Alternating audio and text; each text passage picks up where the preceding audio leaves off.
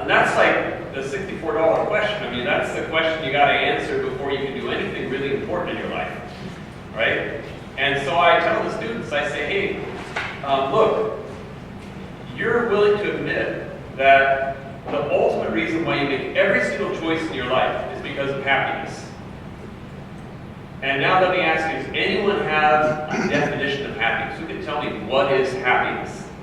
And I sit there, I just hear crickets. Just little crickets. They can't answer the question. Huh? And I say, don't you think that's kind of a bad idea? Like if you were on your way to some destination and you had no idea where it was on a map, would you just start driving? No. Isn't it a really bad idea to live your life without knowing what happiness is? Right? And yet most people can't tell me what happiness is. Most students they never even stop to answer that question. They keep on just thinking it's like, well, money is whatever, I've got this other goal here. And they realize real quickly that, when you ask a few questions, things like money can't possibly be the answer. So that's a question we need to answer if we're going to answer the question about education. Because ultimately, what is education? Education is going to be the road between our freedom, which is our ability to just choose, and the end of that freedom, which is our happiness. Education is going to be the bridge or the road between freedom and happiness. So we're going to have to answer that question. Now, different people, different philosophers have answered that question differently based upon what they thought human nature was. So, for example, if you're Karl Marx, I'm sure you've heard of Karl Marx and Friedrich Engels. These are guys who had a view of human nature. They thought of human beings as fundamentally tool-producing animals. So it was all about owning the means of production. It was about making and doing things, right? So for Karl Marx, and Friedrich Engels and these kind of communist philosophers, their idea about human nature is it's perfected in making things and doing things. In other words, technology, right? Some kind of technology is going to be the ultimate happiness for man, just sort of getting good at technology. And you see how that plays out in the modern American education system, right? Fulton Sheen wrote a great book called Communism, the Conscience of the West.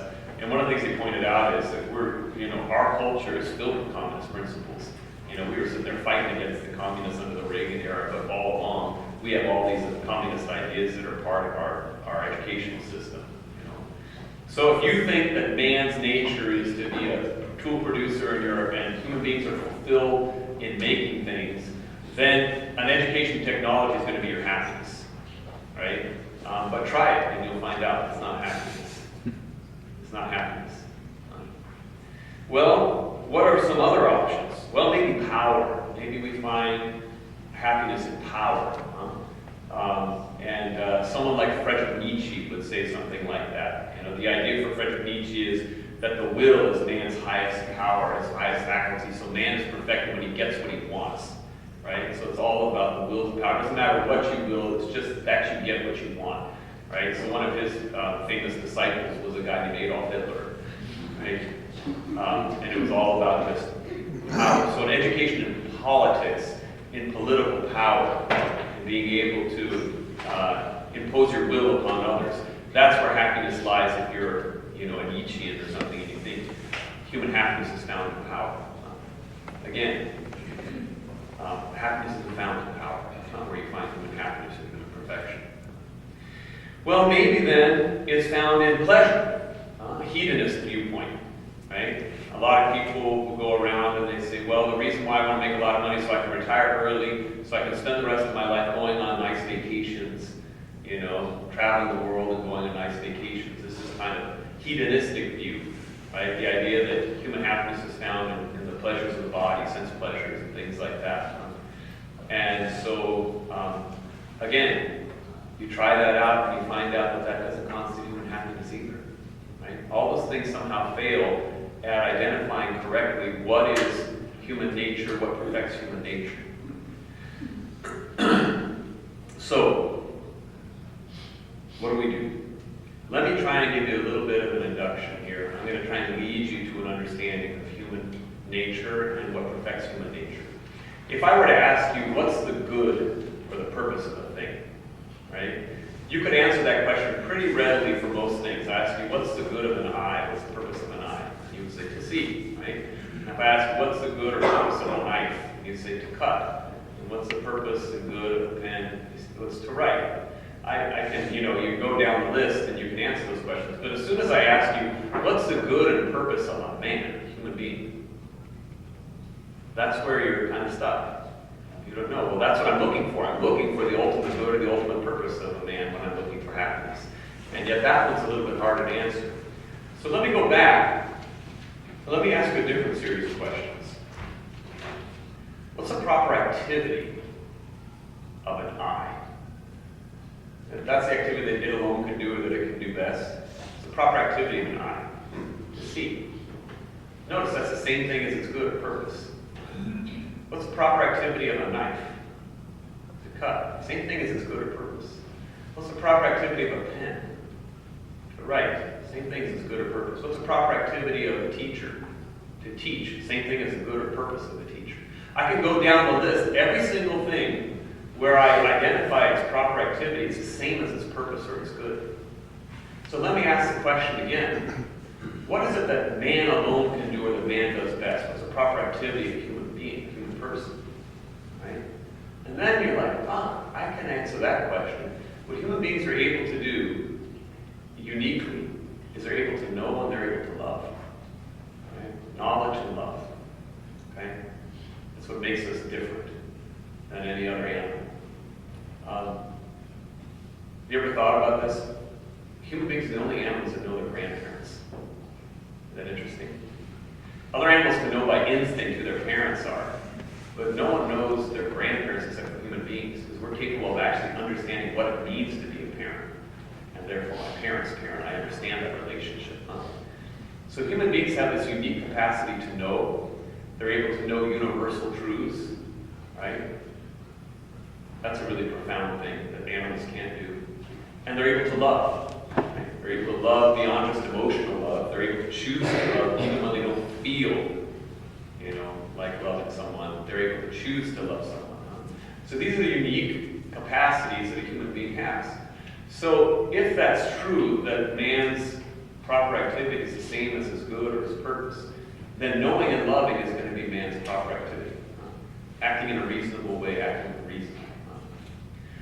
And man's highest good or purpose, man's happiness, is going to be knowing and loving the best thing in the best way. Right?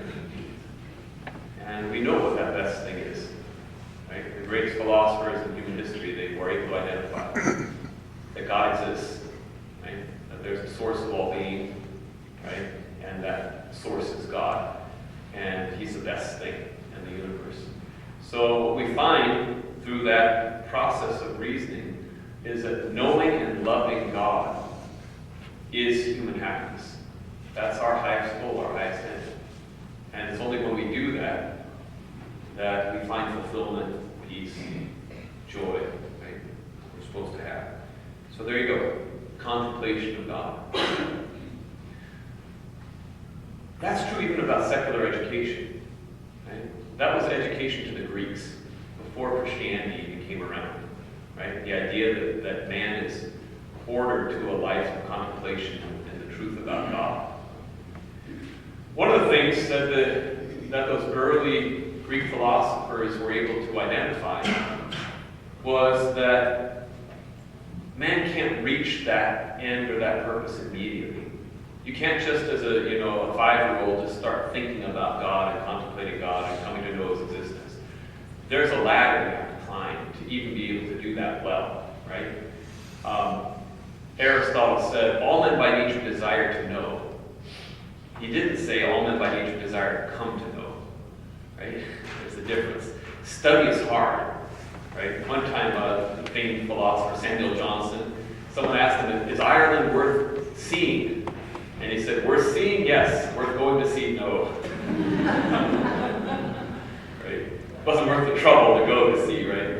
But for us, right, true knowledge about God is both worth knowing and worth coming to know.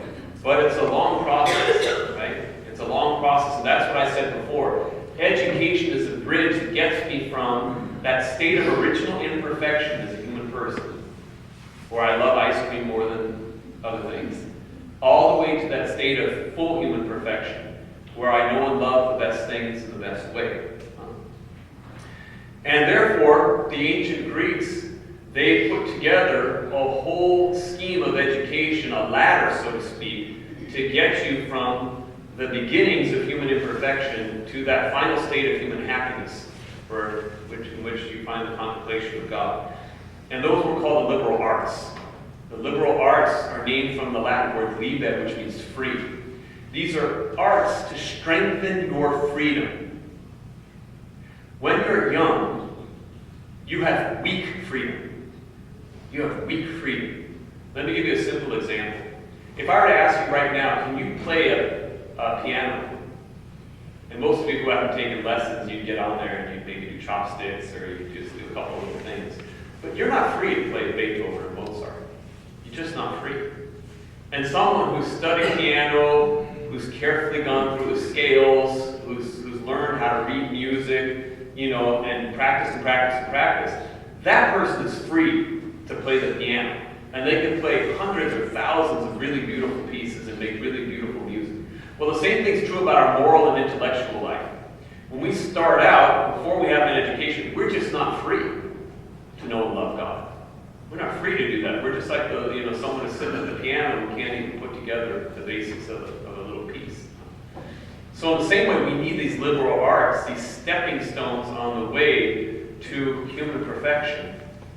And so you have these 7 liberal arts that strengthen the soul, the mind and the will, to know and to love God the way that we should.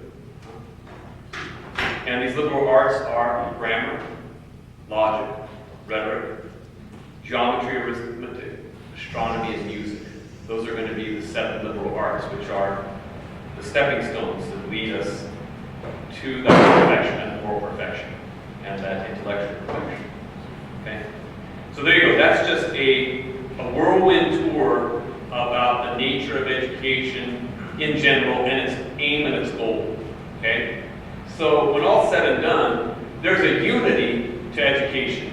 You start studying things like grammar, and you study things like logic, and you study things like rhetoric, the art of persuasive speaking and things like that. And then you study things like mathematics and the heavenly bodies, like the natural world and some music, and so forth. And once you've done those studies, now you're in a position to do real philosophy. And once you're able to do real philosophy, you can do things like prove the existence of God, and then come to understand God's attributes of goodness, of wisdom, and so forth. And then you can finally fulfill the end of education. And that was true for the Greeks. Philosophy was kind of like the ultimate end there. But what happened with the advent of Jesus Christ? When Jesus Christ came. Now you have a new kind of education that's possible. And I want to explain that.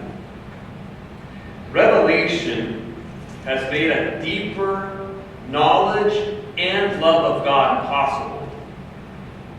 And it's even given us determinate means to perfect this knowledge and love of God.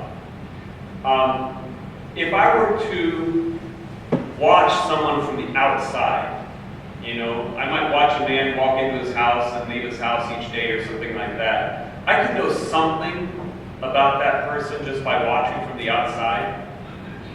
But the only way I'm really going to know something about that person that's really deep and profound is if they come and talk to me and tell me about what's in their heart. Right? The same thing happens with God.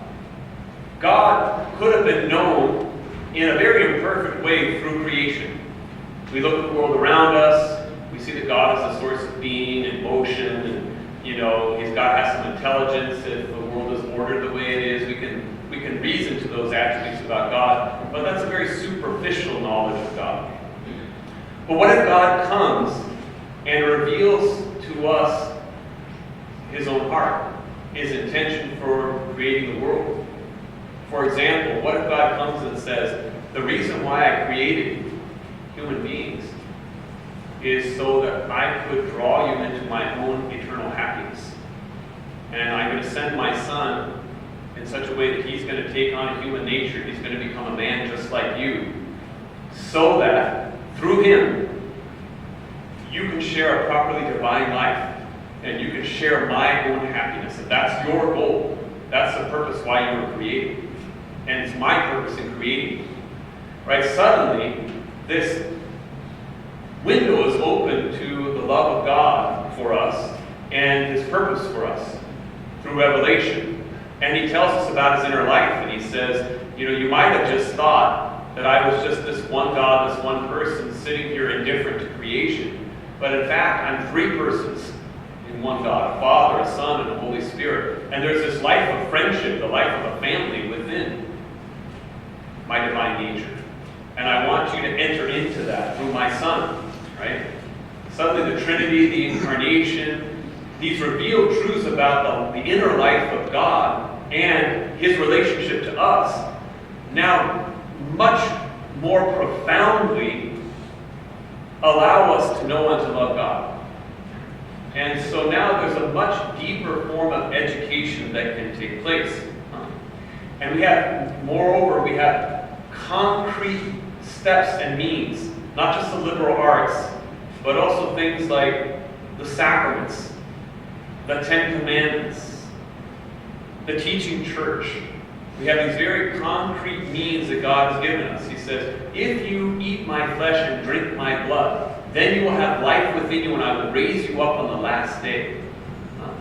Very determined and concrete means that tell us how we can enter into that higher life of God.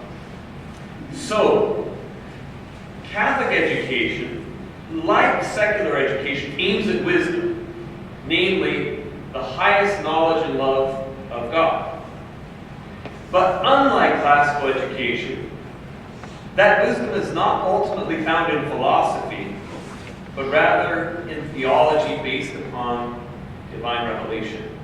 Okay? So now there's a new king in town, so to speak. Right? A new boss in town, a new king of the hill. It used to be that education was aimed at philosophy as its ultimate aim, its ultimate end. Now it's aimed at theology as its ultimate aim. And therefore, the whole curriculum in a Catholic education needs to be ordered to theology, needs to be ordered to that revealed truth. So Catholic education isn't just secular education with some religion classes added on. It's not a secular cake with Catholic icing. Catholic education is a better cake. You understand? It's completely revising the whole order of the different disciplines to one another so that all of them are ordered ultimately to an understanding of sacred doctrine of revealed wisdom. So, now that tells us something about the method of Catholic education. This is the last part of the talk here. The method of Catholic education requires that the courses be ordered and studied to make theology their ultimate aim. Right? Now, of course, each of the disciplines retains its own intrinsic principles. Right? It's not like there's a revealed mathematics, revealed geometry, or something like that. Like, okay, now I make a triangle in geometry. Now I call it the Trinity triangle or something. No, triangles are triangles. Okay? But what has changed is the relationship of each of those courses to their ultimate end. Okay? It used to be that I would take mathematics like arithmetic and geometry, and I would order that to an understanding of philosophy. Now what I'm doing is I'm ordering it to an understanding of theology. All knowledge, either immediately or immediately, leads to a deeper understanding of God. Let me take you a few examples. Let's take physics, the sense of, modern understanding of the natural world. In the last 300 years, one of the things we found is that the world is extremely intelligible in terms of quantity. If you're going to be a good physicist, you have to be a really good mathematician, right? Guys like Galileo, Newton, right? They discovered the world is supremely intelligible in terms of quantity, mathematics, and so forth. Now, notice this. Man alone has the unique ability to understand mathematics and quantity. Now, other animals can't do it. Human beings can. And no Darwinian can explain how that's possible. Mathematics doesn't help you reproduce. Most of the guys that are really good at mathematics are kind of nerdy. So it's not a help from a Darwinian perspective. It's not an advantage of reproduction or anything like that. And yet what it is an advantage to is understanding the world and making the world intelligible so you can understand the origins of the world. Right? That's really remarkable. Biology, right? You can look at the tremendous order among living things. And from there, you can deduce the relation of those living things back to their first source, to God. Let me give you, here's one of the bigger red herrings in modern philosophy of biology today. They talk about, well, either you're a creationist or you're an evolutionist. Right? They say if you're a creationist, then that means you believe in God. If you're an evolutionist, that means you don't believe in God. Right? Let me give you a simple example to manifest the fallacy in that argument. Let's say your dad comes home at Christmas, and he brings home a toy. And the toy is a little robot, and it comes with a bag of parts. And you dump out the parts on the ground, and you push a button on the robot, and the robot starts building from the scraps another robot from the spare parts. And then that other robot starts building other robots from the other spare parts. You're like, wow, that's really amazing. You had this little robot that could build other robots just like itself, huh? Well, what if your dad, instead of bringing that toy home, brings home another toy, and the toy is just a bag of parts? And you drop the parts on the ground, and it's got magnets in it or something, and it self-assembles into a little robot. And then the little robot that self-assembles starts taking from the other scraps and builds other little robots, and they build a whole little army of robots. Which required a more intelligent toy maker? The second one. So if it happens that the world is such that it's designed to spontaneously bring about living organisms just from the inclinations in matter itself, that does not do away with the need for an intelligent cause of the universe. It actually demands a more intelligent cause. It's a complete red herring. It doesn't matter if you think that the world is such that living things and their complexity and their increasing complexity had their origin from the inclinations inherent in matter. All you're saying is God was so intelligent he was able to do that and plant those original inclinations in matter at the beginning. You're not doing away with the need for God. So one way or the other, if you're a creationist or you're an evolutionist, you need to accept that there's an intelligence behind the universe. Okay? So there's another thing, there's another example of how you can relate a science like biology or a science like physics. You realize biology and physics, they don't fully explain themselves. They demand a cause outside themselves which is greater, and that's where theology steps in. This can even happen at the level of literature. Right? What kind of literature do you want to read? Many of you have probably read Flannery O'Connor. She's a great Catholic novelist. She died too young. I think she was 38 or 39 when she died. She died of lupus. And one time in one of her letters, she explained, she writes in such a way, she wrote in such a way that the grotesque had a kind of a high profile in her writings, kind of really strange endings and kind of grotesque things. And she said, I have to write that way because modern man is so blind that you have to write things really big to get a point across. So that's what she said. And she said in all of her short stories and her novels, there's a common theme. The common theme is there's a moment of grace that's either accepted or rejected. It's not always accepted. Sometimes it's rejected. And then it becomes real ugly for that person. But sometimes it's accepted, and there's redemption, and there's peace, right? And so her literature was written in such a way as to highlight the action of God in the world through grace. So there's an example of how you can read literature, really fundamentally good literature, that points to the supernatural, that points to that revealed truth. And then finally, what about something like mathematics? Like I said, there's no such thing as Catholic algebra or something like that. What does mathematics have to do with anything? How could you use mathematics to understand God better? Well, here's a simple thing that I tell my high school students. Do you know if your soul's immortal? And they say, I don't know, Father. Maybe, maybe not. I say, well, let me point something out to you. If I taught you the Pythagorean theorem, did you learn it? They're like, yeah, I know the Pythagorean theorem. I get a right triangle, square on the two sides is equal to the square of the hypotenuse. And I can prove that. Great, so that's the Pythagorean theorem. I say, was that Pythagorean theorem only true just, a few minutes ago when I taught it to you? No, it's always been true. And will it be true like a billion years from now? Yeah, it'll always be true. I said, isn't that remarkable? You've got a truth in your soul that's eternal. Now, how can anything eternal be in something that's not eternal? Everything that's in a changeable subject is always changeable. All your sense knowledge is that way. If I'm looking at you sitting in front of me with my eyes, right, as soon as you guys get up and leave, my sense knowledge changes. Or if my eyes get bad, my sense knowledge changes. So that kind of knowledge, sense knowledge, is just temporal. But the kind of knowledge you have in mathematics is eternal. And that's a sign that you have a knowing power that's eternal, which means you're immortal, right?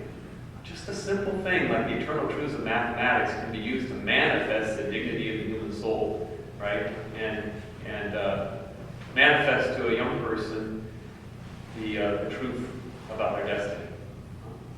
So that's what Catholic education is supposed to look like, okay?